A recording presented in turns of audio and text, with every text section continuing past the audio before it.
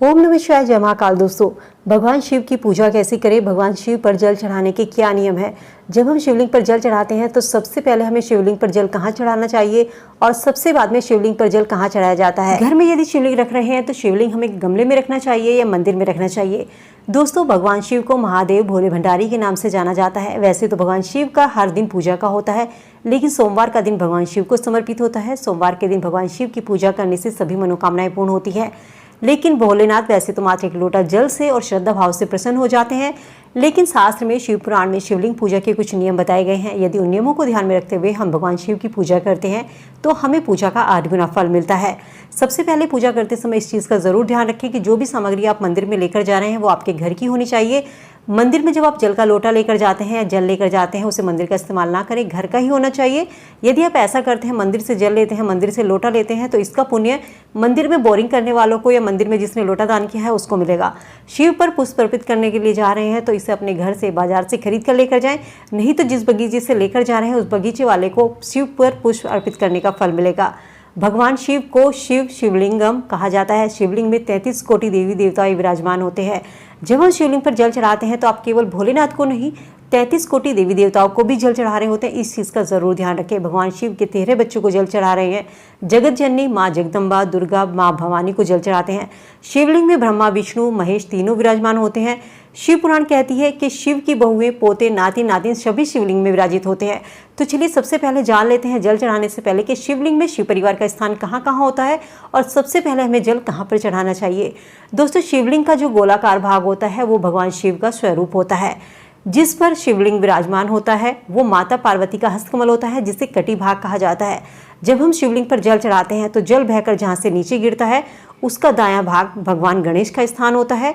जहाँ से हम जल चढ़ाते हैं जल बहकर नीचे आता है उसका बायां भाग कार्तिकेय का होता है। शिवलिंग पर जल चढ़ाते समय जल बहकर जहाँ से नीचे गिरता है वो स्थान शिव पार्वती की पुत्री अशोक सुंदरी का स्थान होता है। बहुत से मंदिरों में आपने देखा होगा शिवलिंग के ऊपर एक तांबे का लोटा लटका होता है जिसमें जल भरा होता है, जिसे हम जलहरी कहते हैं। इस जलहरी में शिव की अन्य 5 पुत्रियां जया, विशारा, शामली मारी, दोतली और देव निवास करती हैं।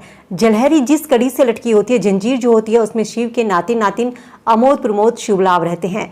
शिवलिंग में सभी पवित्र नदियों का वास कहा जाता है। जब हम शिवलिंग पर जल चढ़ाते हैं और जब जल शिवलिंग से बहकर नीचे जमीन पर गिरता है तो शिवलिंग और जमीन के बीच के हिस्से में जो जल की धारा बनती है उस धारा में सभी पवित्र नदियां विराजमान होती हैं। उस जल को यदि आप अपने घर लेकर आते हैं और उस जल से अपने घर में छिड़काव करते हैं तो आपके घर में माँ लक्ष्मी का वास होता है।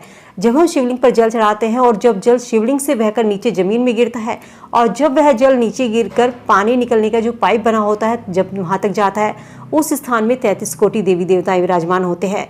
चलिए अब जानते हैं शिवलिंग पर सबसे पहले जल कहाँ पर चढ़ाना चाहिए।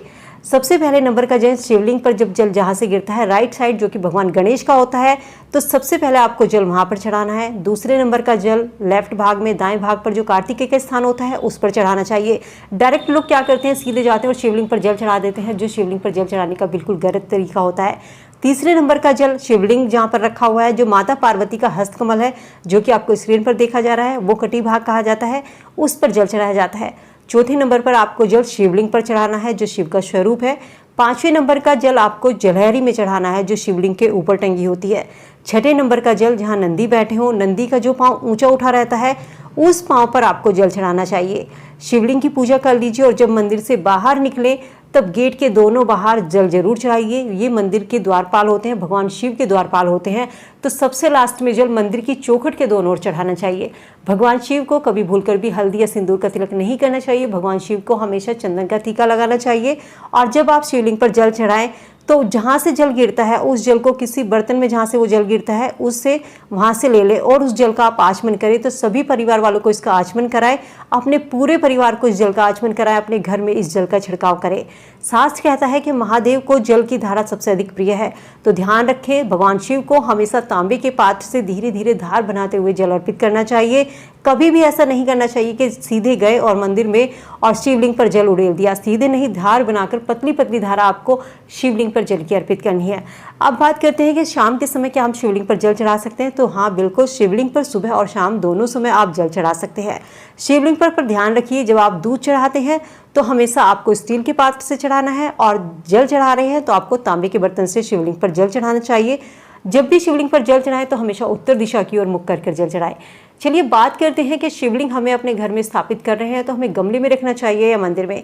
दोस्तों देखिए, यदि आप भगवान शिवलिंग की पूजा करते हैं तो जहां भगवान गणेश का स्थान होता है, गणेश को आपने मंदिर में रखा है और शिवलिंग को आप गमले में रखते हैं, तो क्या ये भगवान गणेश को स्वीकार होगा कि उनके पिता को आपने घर के बाहर, मंदिर के बाहर स्थान दिया हुआ है और उनको आपने मंदिर में स्थान दिया हुआ है? तो जब भी शिवलिंग रखें तो हमेशा अपने घर के मंदिर में रखें, लेकिन शिवलिंग रखते समय इस चीज़ का ज़रूर ध्यान रखें कि वहाँ पर जलहरी की ज़रूर प्रबंध होना चाहिए, यानी कि शिवलिंग के ऊपर जल हमेशा गिरते रहना चाहिए।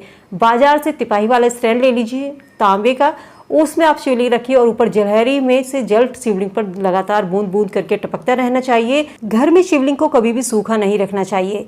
सूखा शिवलिंग रखते हैं तो जो उससे ऊर्जा निकलती है उसके कारण घर की महिलाओं में तनाव उत्पन्न होता है, डिप्रेशन की शिकार होती है और घर की महिलाएं बीमार रहने लगती है। तो इसीलिए घर में शिवलिंग रखने से मना किया जाता है, क्योंकि शिवलिंग की लगातार निरंतर पूजा सही तरीके से घर में नहीं हो पाती, शिवलिंग पर लगातार जलधारा घर पर नहीं गिर पाती। शिवलिंग को भूलकर भी गमले में ना रखें, शिवलिंग को हमेशा घर के मंदिर में रखें और जिस कमरे में आप मंदिर है आपका या आप शिवलिंग रख रहे हैं उस कमरे को कभी बंद नहीं करना चाहिए, उस कमरे में कभी अंधेरा नहीं होना चाहिए। और शिवलिंग जब आप रखते हैं तो शिवलिंग को कभी भी अकेला ना रखें, उसके साथ शिव परिवार जिसमें भगवान शिव, पार्वती, गणेश, कार्तिकी की मूर्ति हो, शिव परिवार को ज़रूर साथ में रखें। तो इसीलिए जब आप घर में शिवलिंग या तो ना रखें, और यदि आप घर में शिवलिंग रख रहे हैं तो छोटे से छोटा 3 इंच का जितना अंगूठे का पोर होता है, ऊपर वाला पोरवा, इतने छोटा आप शिवलिंग रखें और शिवलिंग रखते समय उसके ऊपर जलधारा की जरूर व्यवस्था कीजिए। तो दोस्तों उम्मीद करती हूँ शिवलिंग से जुड़ी जानकारी आप सबके लिए यूजफुल होगी। वीडियो से आप लाभ जरूर उठाएंगे। वीडियो अगर पसंद आई तो फ्रेंड फैमिली के साथ में लाइक शेयर जरूर कीजिए। अगर आपकी कोई भी क्वेरी है तो आप कमेंट सेक्शन में कमेंट करके पूछ सकते हैं। शिव के भक्त हैं तो कमेंट सेक्शन में हर हर महादेव लिखना ना भूलें। तो चलिए मिलते हैं नई वीडियो में नई जानकारी के साथ, तब तक स्वस्थ रहिए, खुश रहिए।